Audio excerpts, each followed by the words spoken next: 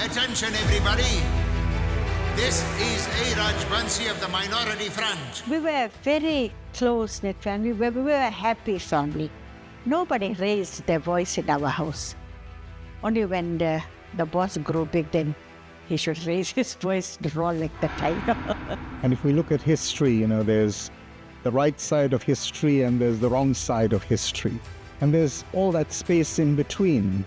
And I would place him in that space in between because he made particular choices at particular moments in time.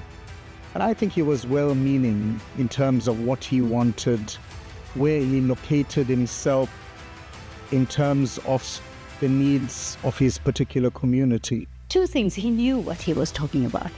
So he wasn't actually just selling you this thing to buy it. He knew the product. Now. When he was selling it to you, he knew the product. He knew what he was selling to you. He knew what the people of Chatsworth could do. He knew what the community could do, knew what the Indian people were worth.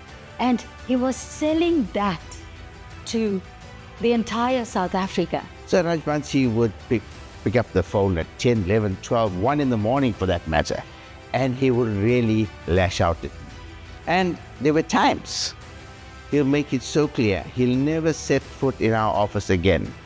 But the next morning, the first person coming up to our office and coming up the staircase was Mr. Rajbansi. He went black and white, and he told me the one day, he said, Richard, you know why I'm doing that? I said, tell me. He said, but all the other ads are color. I want my ad to stand out. The picture of Rajbansi has to be the man Rajbansi. He was dynamic, but the most importantly, he was a fatherly person. Raj will attend to details, to small things in those areas. Take up issues of people of a mama that is complaining about the rates. You're saying, Raj, you are the MEC.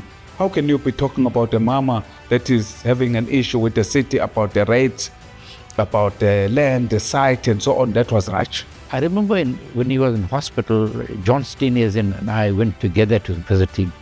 And he brought this fluffy toy of a Bengal tiger to give him.